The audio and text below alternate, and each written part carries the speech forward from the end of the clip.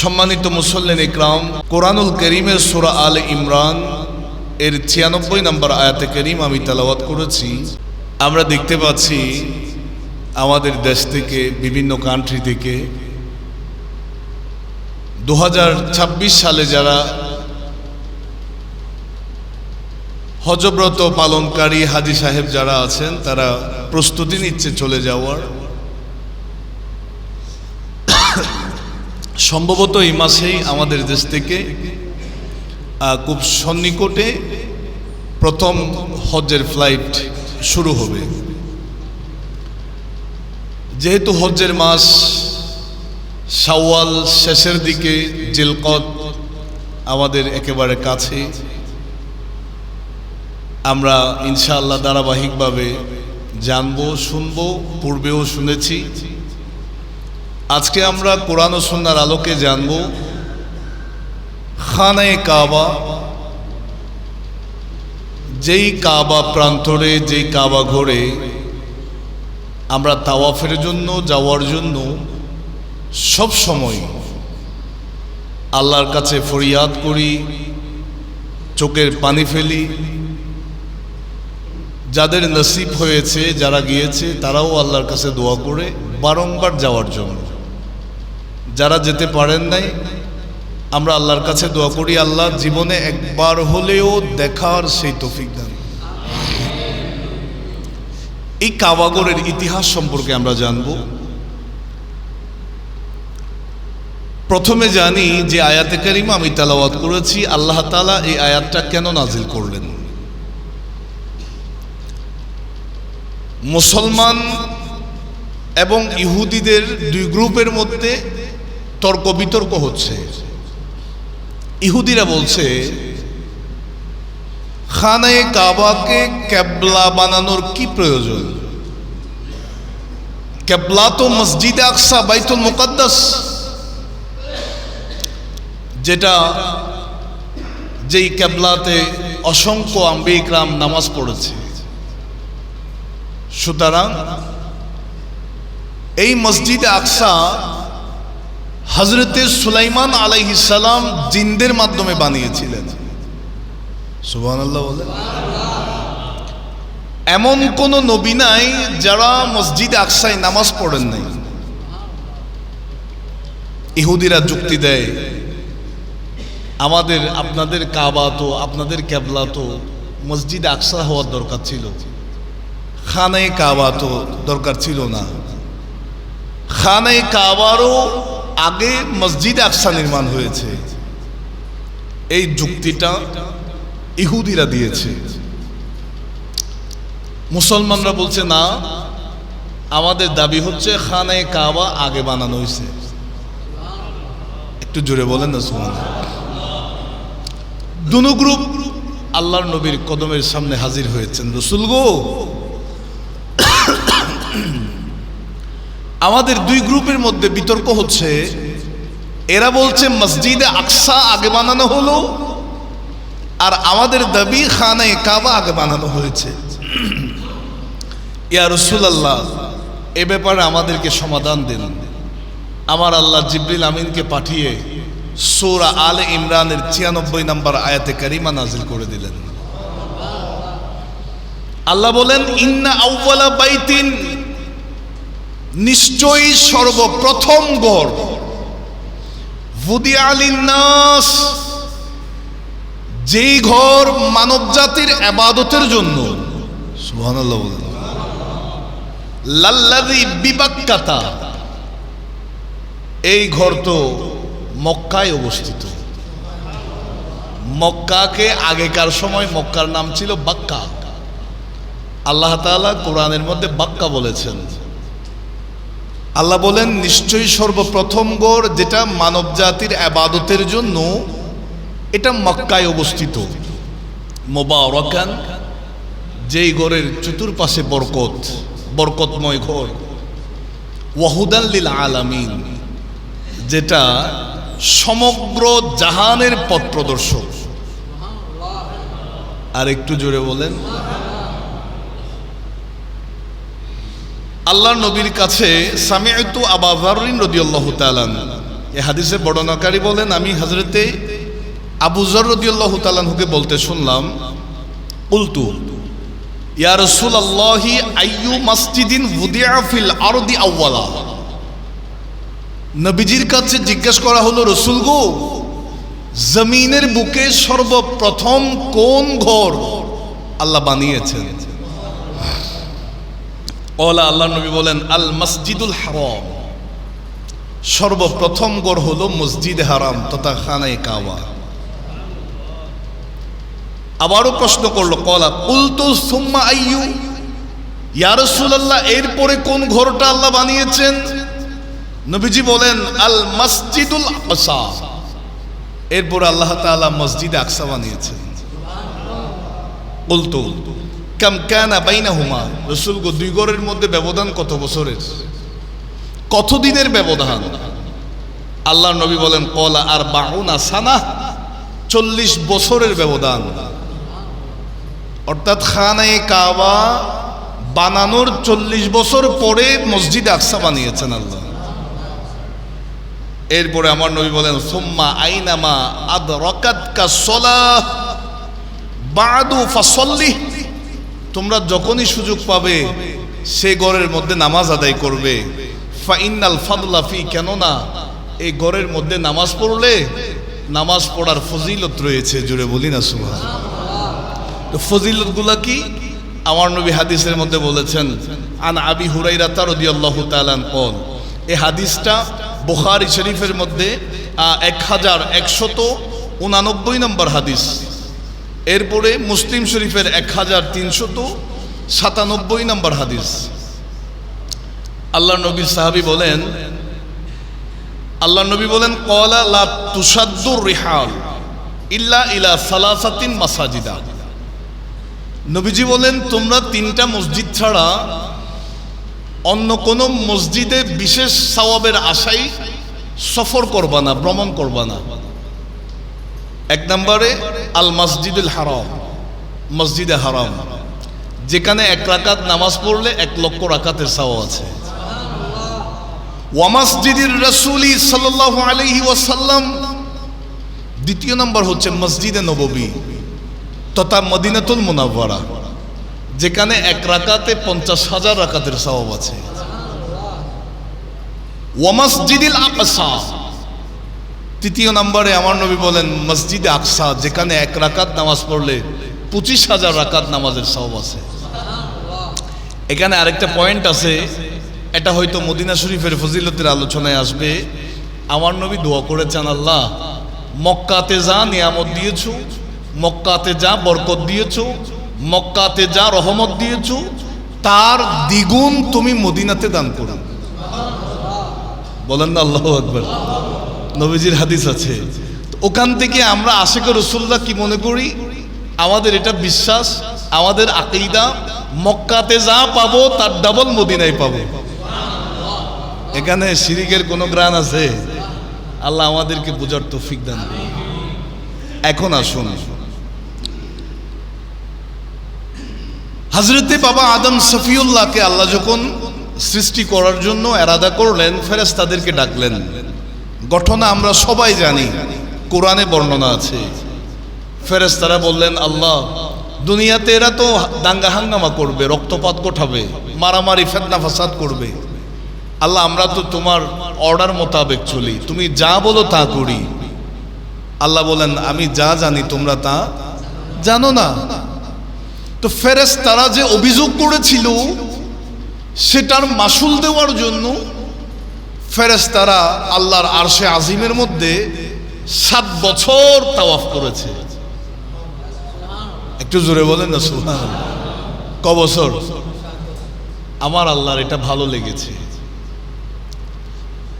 ফেরেশতাদের তাওয়াফের জন্য খানায়ে কাবা যে স্থানে আছে, সেই খানায়ে কাবার সোজাসুজি উপরে 7ম আসমানের মধ্যে একটা কাবা নির্মাণ আছে, যেই কাবার নাম হচ্ছে বাইতুল মামুর। সুবহানাল্লাহ বলেন। এই বাইতুল মামুর এটা ফেরেশতাদের কাবা। এখানে ফেরেশতারা তাওয়াফ করে।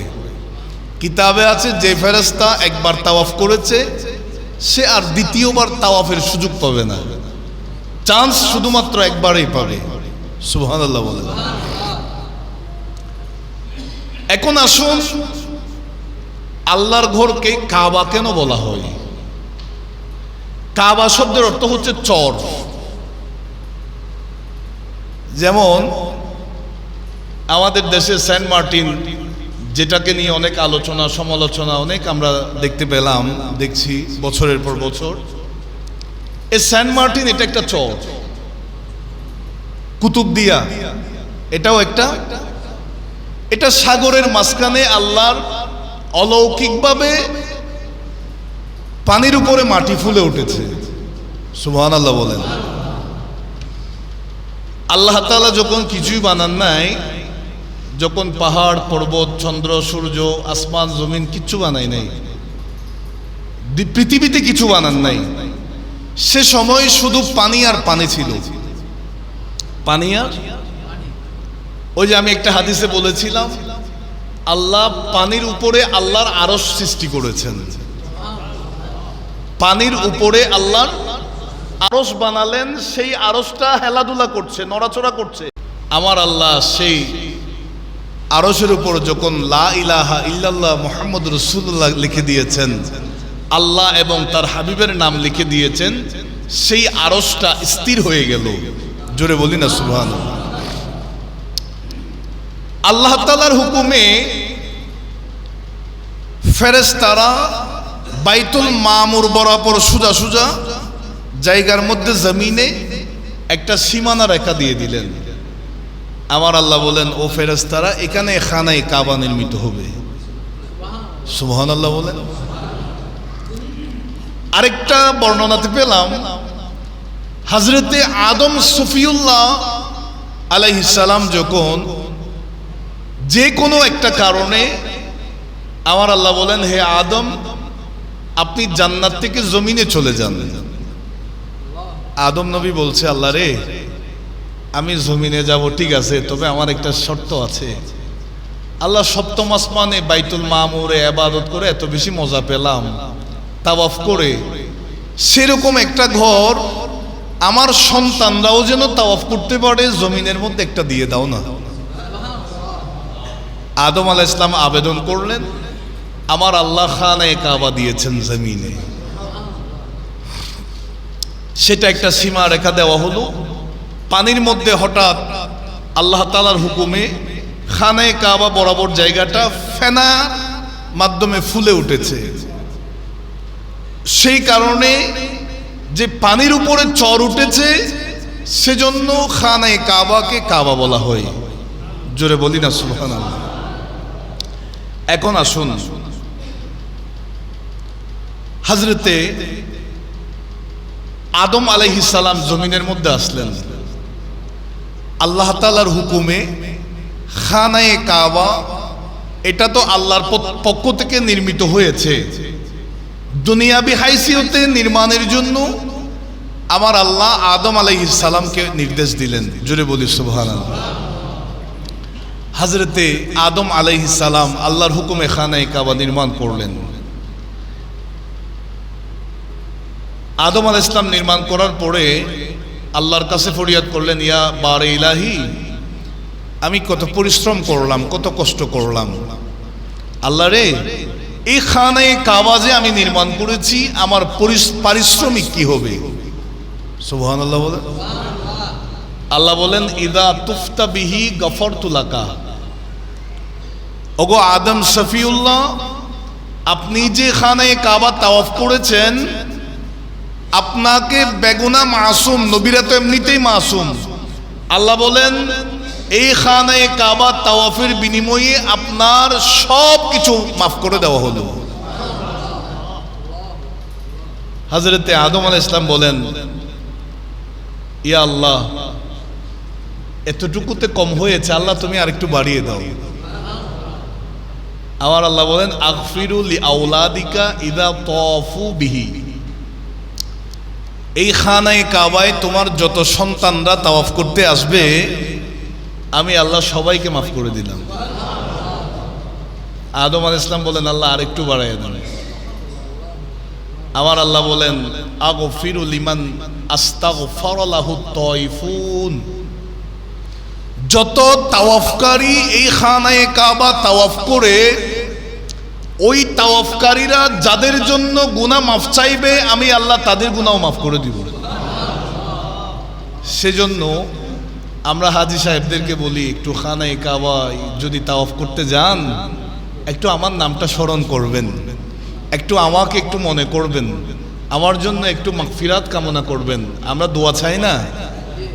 আমার আল্লাহ বলেন তারা যাদের জন্য দোয়া করবে তাদের গুনাহও মাফ করে দিব। এই খানায়ে কাবায় পৃথিবীর মানুষ এত ছুটাছুটি করে কেন? মানুষ এত বেশি পাগল হয় কেন? কিতাবে আছে খানায়ে কাবার একটা ঠোঁট আছে, একটা জিহ্বা আছে, দুইটা ঠোঁট আছে। সুবহানাল্লাহ বলেন। অর্থাৎ খানায়ে কাবার জবান আছে, কথা বলার শক্তি আছে। দিছেন কে? আর একটু জোরে বলেন। খানায়ে কাবা একদিন কান্না করছে, আল্লাহ আমার এই কাবার কাছে তো কেউ আসে না, কেউ আসে না। আল্লাহ বলেন ও খানায়ে কাবা, খানায়ে কাবার পাশ দিয়ে হযরতে সুলাইমান আলাইহিস সালাম বিশাল একটা বাহিনী নিয়ে যাচ্ছেন বাতাসে উড়ে। খানায়ে কাবার দ্বারে নামেন নাই। আল্লাহ তাআলা অভিযোগ করছেন, আল্লাহ তোমার নবী হযরতে সুলাইমান আলাইহিস সালাম সারা পৃথিবীর যিনি বাদশাহ, ইনি বিশাল বাহিনী নিয়ে যাচ্ছেন, আমার কাছে আসে নাই। খানায়ে কাবা যখন ফরিয়াদ করলো, আমার আল্লাহ বলেন ও খানায়ে কাবা, কবুতর যেমনি ভাবে দলবদ্ধ হয়ে ছুটাছুটি করে, আমি পৃথিবীর সমস্ত মানুষকে তুমি খানায়ে কাবার জন্য পাগল পাড়া বানিয়ে দিব। বলেন না আল্লাহু আকবার। এই খানায়ে কাবা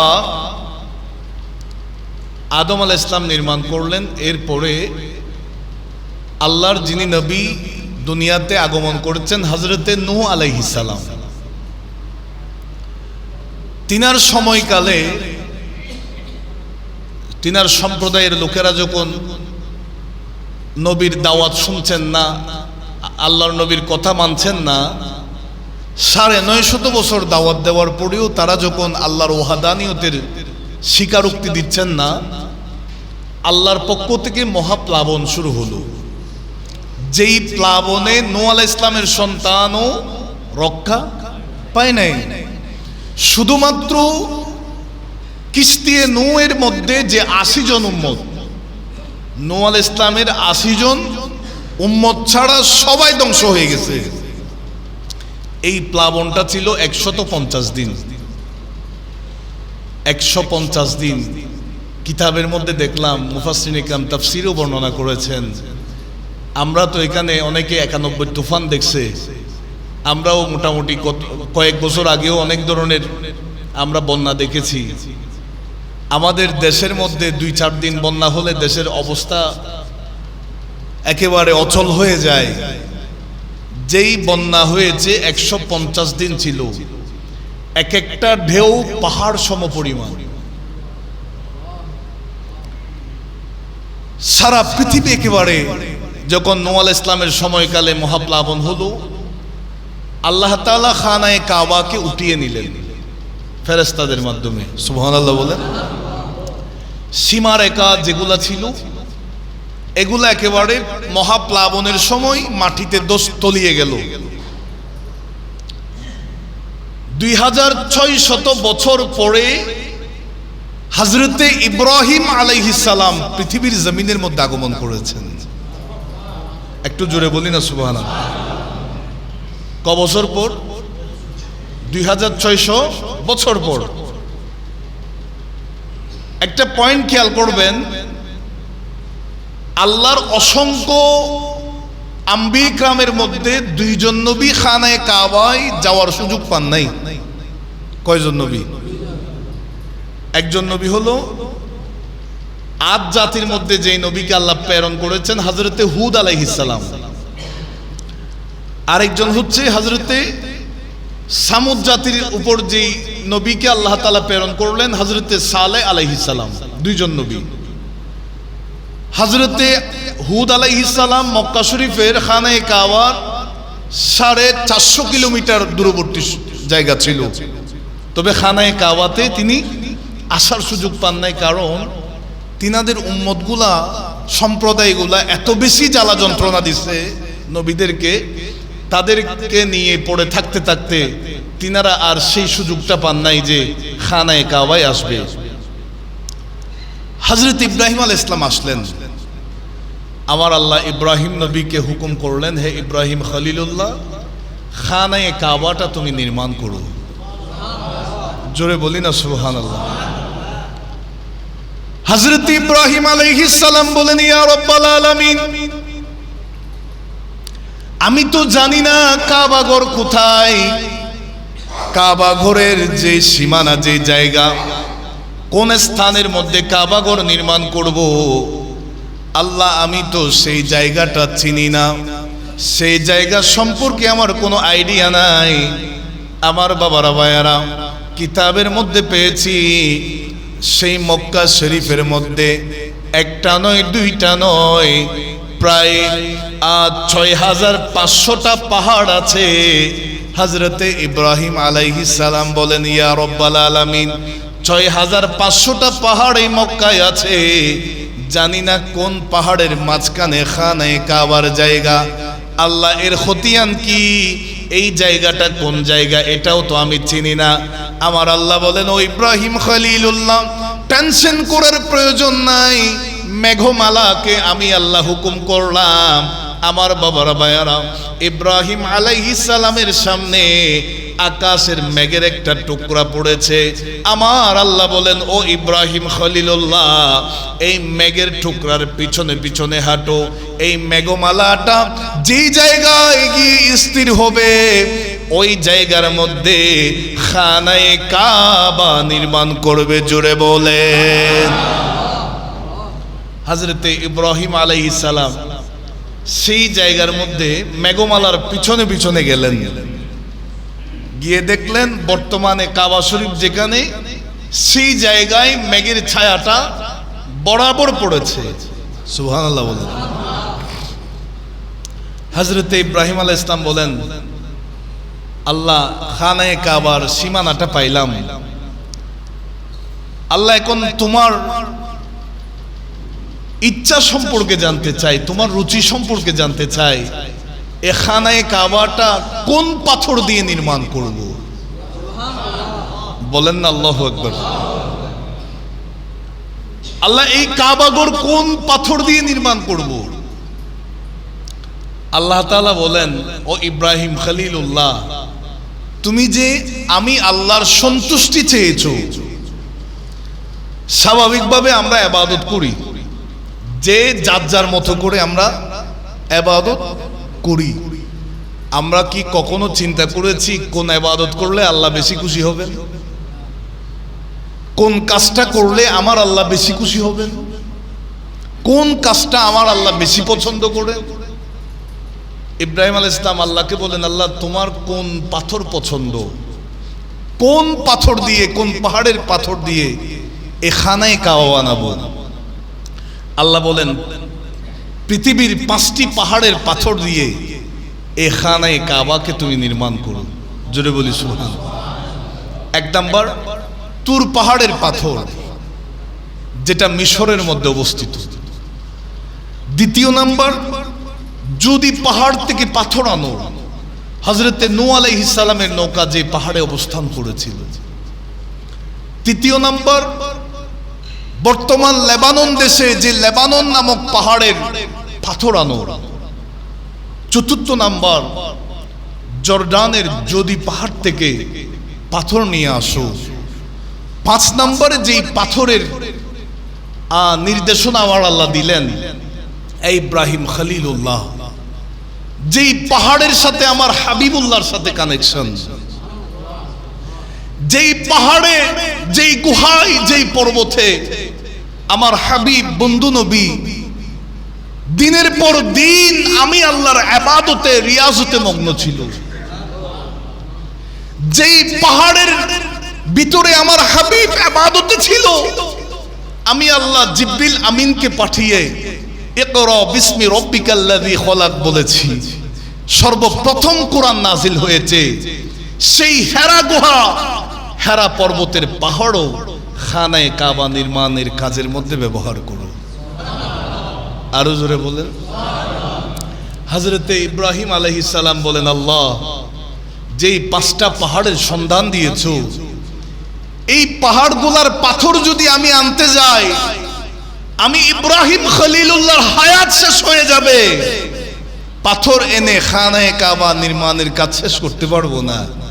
আল্লাহ বলেন, ও ইব্রাহিম খলিলুল্লাহ, পাথর আনতে হবে কেন? পাথরকে হুকুম করো, পাথর নিজে নিজে চলে আসবে। বলেন আল্লাহু আকবার। পাথর কি চাইলে আসতে পারে না? মরা পাথর আল্লাহর হুকুমে জিন্দা হয় না? পাথর তো আমার নবীর ইশারাতেও জিন্দা হয়। বলেন আল্লাহু আকবার। ওই আবু জাহেল এভাবে মুষ্টি নিয়ে নবীজির কদমে এসে বলে, আপনি যদি সত্যিকারের নবী হয়ে থাকেন, নবী মানে তো গায়েবের খবর দেনেওয়ালা, নবী মানে তো অদৃশ্যের সংবাদদাতা, নবী মানেই তো পর্দার অন্তরালে কি আছে এটার খবর দিতে পারেন। আমার এই মুষ্টির ভিতরে কি আছে একটু বলেন তো? সুবহানাল্লাহ বলেন। আবু জাহেল আমার নবীরে পরীক্ষা করতেছে, আমার এই মুঠোর ভিতর কি আছে? আমার নবী বলেন, আমি না বলে মুঠোর ভিতর যেটা আছে সেটা যদি বলে দেয়, তার সামনে কে দাঁড়িয়ে আছে? বলেন আল্লাহু আকবার। আবু জাহেল বলে যে তাইলে তো আরো বেশি ভালো, আমি সাথে সাথে কলমা পড়বো, 1 সেকেন্ডও দেরি করব না। আমার নবী ইশারা দিলেন। নবীজি ইশারা দিয়েছেন। আল্লাহ যে কোরআনে বলেছেন, ওয়ামা হুয়া আলাল গায়বি বিদনীন। আমার নবী ইশারা দিলেন, আবু জাহেলের মুঠোর ভিতর সেই পাথরের জবান খুলে গেল। ওই পাথরের জবান থেকে বের হয়েছে, আশহাদু আন্নাকা মুহাম্মাদান আবদুহু ওয়া রাসূল। আমি পাথর সাক্ষ্য দিচ্ছি, ও আবু জাহেল, তোমার সামনে আল্লাহর হাবিব মুহাম্মদ রাসূলুল্লাহ দাঁড়িয়ে আছেন। জোরে বলুন, আরো জোরে বলেন। নবীরে পাথরেও চিনেছে। আল্লাহ তাআলা বলেন, পাথরকে হুকুম করব, পাথর চলে আসবে। 5টি পাহাড়ের পাথর চলে এসেছে। হযরতে ইব্রাহিম আলাইহিস সালাম তিনার সন্তান ইসমাঈল আলাইহিস সালামকে সঙ্গে নিয়ে খানায়ে কাবা নির্মাণ করেছেন। জোরে বলি না সুবহানাল্লাহ। আরো জোরে বলেন। আমার বাবারা ভাইয়েরা, একটা বিষয় খেয়াল রাখবেন, এই যে আমরা যারা কাবাগরে গিয়ে তাওয়াফ করি, আমরা শুধুমাত্র খানায়ে কাবার তাওয়াফ করছি তা না, আমরা আরশে আজিমের তাওয়াফও করতেছি। কারণ খানায়ে কাবার উপরেও আরশে আজিম। সুবহানাল্লাহ বলেন না। আল্লাহ আমাদের সকলকে বোঝার এবং আমল করার তৌফিক দান করুন। এই কাবাগরের মধ্যে প্রতিদিন কিতাবে আছে 120টা রহমত আল্লাহর পক্ষ থেকে নাজিল হয়। কয়টা রহমত? যারা তাওয়াফ করে তাদের জন্য 60টা রহমত, যারা তাওয়াফরত অবস্থায় থাকে তাদের জন্য 60টি রহমত, আর যারা নামাজ পড়ে কাবাগরের মধ্যে যারা নামাজ পড়ে তাদের জন্য 40টা রহমত, আর খানায়ে কাবা যারা দেখে তাদের জন্য 20টা রহমত। কয়টা রহমত? 120। সর্বপ্রথম আমরা বাংলাদেশ থেকে বলেন বিভিন্ন মানুষরা যখন কাবার উদ্দেশ্যে যায়, সর্বপ্রথম কাবাকে দেখা মাত্র হাজী সাহেব যেই দোয়াটা করবে সে দোয়া তৎক্ষণাৎ কবুল হবে। বলেন না আল্লাহু আকবার। আমার নবী হাদিসের মধ্যে বলেছেন, আন-নাজরু ইলাল কাবা, কাবাকে দেখাটাও ইবাদত। ইমাম আহমদ রাজা খান ফাজিলে বেরলভী রহমতুল্লাহ আলাইহি একটা আমাদেরকে শিক্ষা দিয়েছেন। তিনার কিতাবে পেলাম, খানায়ে কাবা সর্বপ্রথম দেখে আমরা কোন দোয়াটা করব? আমি বাংলাদেশ থেকে গেলাম, আল্লাহ আমারে তুমি 100 কোটি টাকার মালিক বানাই দাও, দোয়া এটা না। নাকি আল্লাহ তুমি আমারে বাংলাদেশের প্রধানমন্ত্রী বানাই দাও, এই দোয়াও না। আমরা খানায়ে কাবাকে দেখে দোয়া করব, আল্লাহ তুমি আমাকে মুস্তাজাবুদ দাওয়া বানিয়ে দাও। মুস্তাজাবুদ দাওয়া এমন ব্যক্তি যিনি যত দোয়া করবে আল্লাহর দরবার থেকে সেই দোয়া ফেরত আসবে না, সমস্ত দোয়া কবুল হবে। আল্লাহর ওলিরা হচ্ছেন মুস্তাজাবুদ দাওয়া, ওলি আল্লাহরা হচ্ছেন মুস্তাজাবুদ দাওয়া। আল্লাহ আমাদের সকলকে কবুল করুক, খানায়ে কাবার মেহমান হিসাবে কবুল করুক। কিতাবের মধ্যে আছে কিয়ামত যখন একেবারে সংগঠিত হবে, সবকিছু ধ্বংস হয়ে যাবে, পৃথিবী যখন ধ্বংস হবে, সে সময় 7 লক্ষ ফেরেশতা খানায়ে কাবার চতুর্পাশে আসবেন। কত লক্ষ? 7 লক্ষ ফেরেশতা এসে তাদের হাতের মধ্যে স্বর্ণের শিকল থাকবে, স্বর্ণের শিকল। খানায়ে কাবাকে তারা চতুর্পাশ থেকে বেঁধে ফেলবে, বেঁধে ফেলে নিয়ে যাওয়ার জন্য আসবে। যখন একটু নড়াচড়া করবে, খানায়ে কাবার জবান খুলে যাবে, এ ফেরেশতারা থামো, আমাকে কোথায় নিয়ে যাচ্ছ? তখন ফেরেশতারা বলবে কিয়ামত হয়ে গেছে, পৃথিবী ধ্বংস হয়ে গেছে, আল্লাহর হুকুমে আমরা আপনি খানায়ে কাবাকে নিয়ে যাওয়ার জন্য এসেছি। একটু জোরে বলি না সুবহানাল্লাহ। খানায়ে কাবা বলবেন আমার শর্ত আছে, আমি এমনিতে যাব না, আমার কি আছে, কন্ডিশন আছে। গায়েব থেকে ফেরেশতার আওয়াজ আসবে, ও খানায়ে কাবা আপনি কি চান? তখন খানায়ে কাবা বলবে আমি কাবাগরের আশেপাশে যত কবরস্থানে কবরবাসী শুয়ে আছে, সমস্ত কবরবাসীর আমি মাগফিরাত চাই, গুনাহ মাফ চাই। বলেন আল্লাহু আকবার। সবার জীবনের গুনাহ মাফ করে দেওয়া হয়েছে, এভাবে এলান হবে। খানায়ে কাবাকে আবার একটু টান দেওয়ার চেষ্টা করা হবে। খানায়ে কাবা বলবে এই ফেরেশতারা থামো, আমার আরো একটা কন্ডিশন আছে। জিজ্ঞেস করা হবে ও খানায়ে কাবা কি চান আপনি? তখন খানায়ে কাবা বলবে আমি খানায়ে কাবা সৃষ্টির পর থেকে কিয়ামত পর্যন্ত যত মানুষ হোক নেককার অথবা বদকার, আমি কাবাগরের মধ্যে যে একবার এসেছে, আমি খানায়ে কাবা আজকে তার মাগফিরাত চাই। বলেন আল্লাহু আকবার। তখন খানায়ে কাবা যখন সুপারিশ করবে, এই প্রস্তাবটা রাখা হবে, গায়েবী আওয়াজ আসবে তুমি খানায়ে কাবার যত মানুষ এসেছে সবার জিন্দেগির গুনাহগুলো মাফ করে দেওয়া হয়েছে।